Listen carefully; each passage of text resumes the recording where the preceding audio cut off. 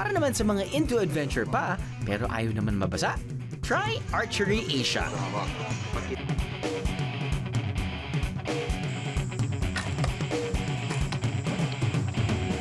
At samot-sari pa ang mga target.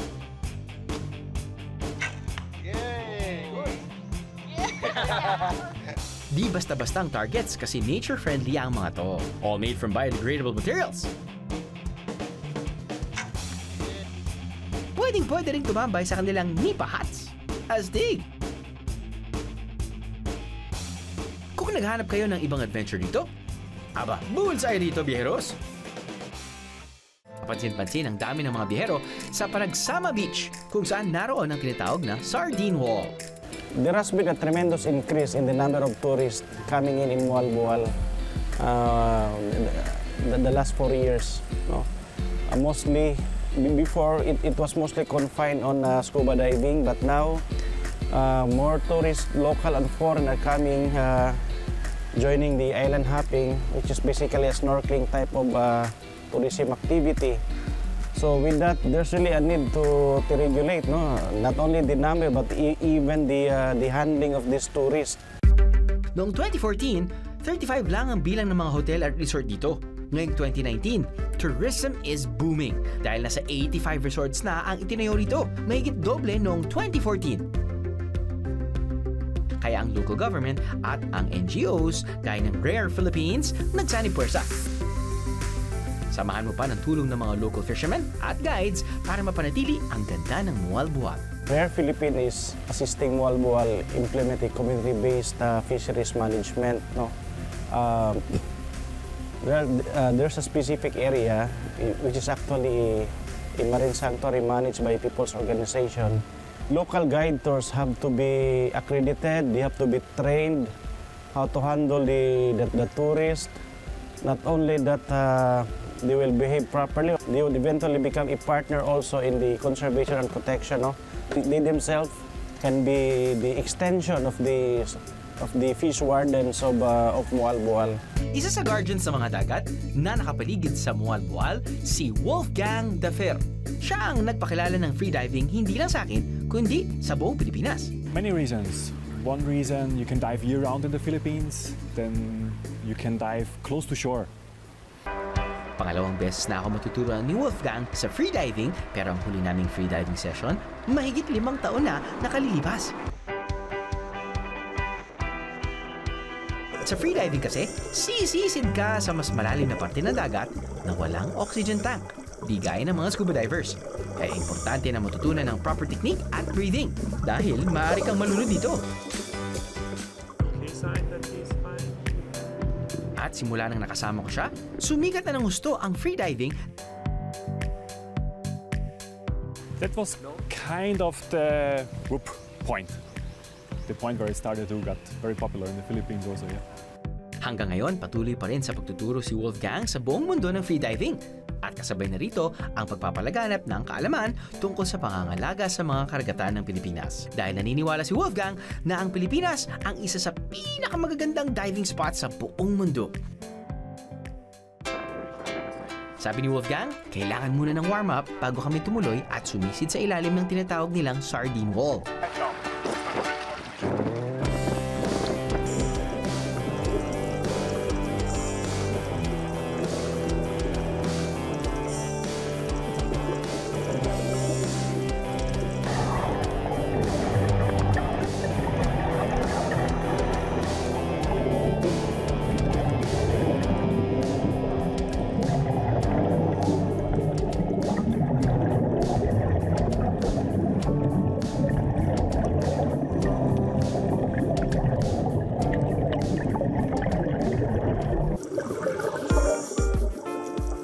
Talaga namang nakakamangha ang dami ng mga isda sa parte na to ng Mualboal.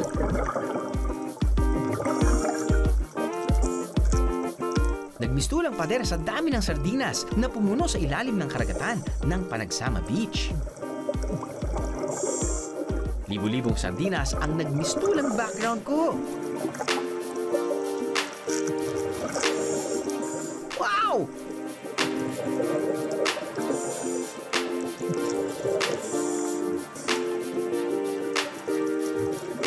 This is the closest you can get to the wonders of the sea, Vieros.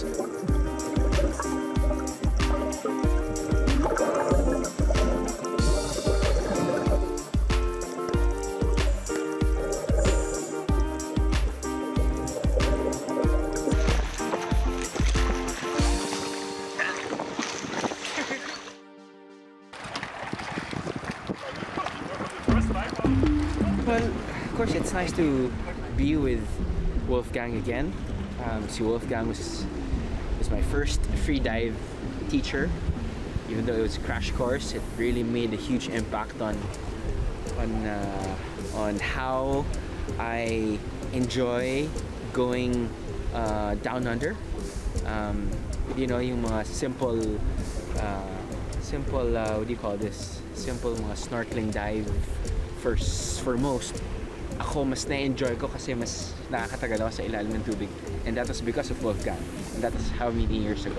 And it's nice to revisit Moal Boal and have that sardine run experience again. Unfortunately, marami ng mga turista, both local and foreign. But then again, that is the natural progression of a place that it's very, very beautiful. Talagang pupuntahan talaga ng mga tao. Fortunate talaga yung Moal Boal na may resident sardine sila. Isang snappy salute sa mga marine wardens ng Moal Boal at mga guide kagaya ni Wolfgang. Isa pang garden/tour guide para sa ilalim ng karagatan ng Moal Boal ay ang master diver na si Carl Epp. So welcome to Pescador Island. So this is going to be a deep dive between the shoreline of Cebu and Pescador Island. We have the seafloor dropping down to 300 meters, 1,000 feet. Out of 1,000 feet, the island comes up. So we dive on the west side of the island at the cathedral. Isa si Carl Epp sa mga unang nagtala ng scuba diving dito sa Moal Boal. Gaya ni Wolfgang na love at first sight siya sa ganda ng parte nito ng Cebu. Para mapanatili ang kagandahan ng lugar, isa si Carl sa mga nagtuturo sa mga locals ng awareness sa sea creatures na makikita sa kanilang karagatan. Kasama sa kanilang pagtuturo sa mga bata ay ang mga lugar kung saan lang pwedeng mangisda. Ano lang ang pwedeng huliin na isda at syempre ang kalinisan sa dagat. Start them while they are young, ika nga. Kung ang ibabaw ng isla tila di napupuntahan dahil walang flat na surface ang isla, sa ilalim ng tubig nakatago ang ganda ng Pescador Island.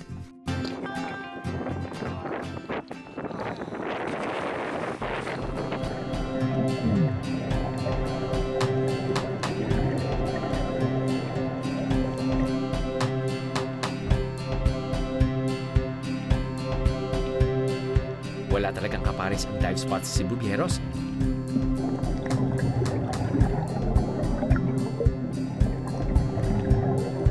No wonder baliw na baliw ang mga foreign tourists sa Moal Boal.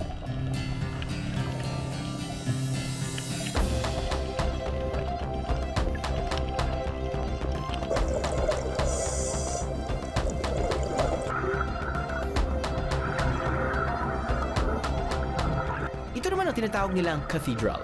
Malasimbahan kasi ang laki ng loob nito.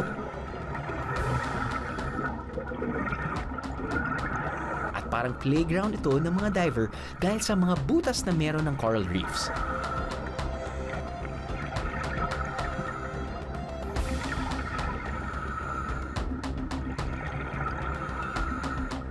Ang ganda-ganda, di ba?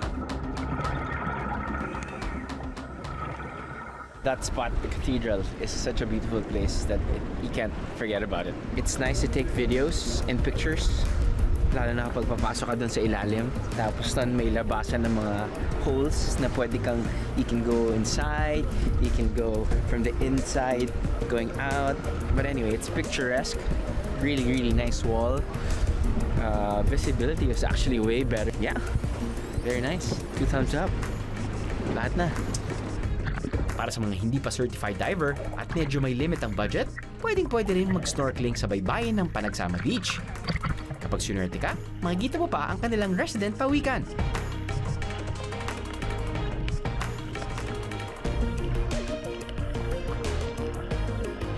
It's a good sign kapag lumalapit ang pawikan sa dalampasigan. Ibig sabihin nito, walang bahid ng trauma at kakulangan sa malinis na pagkain ng lugar. Kaya napakaswerte ng aming researcher na si Nate. Ayun! Parang mag-BFF na kayo dyan, ha? Ayos, Nate!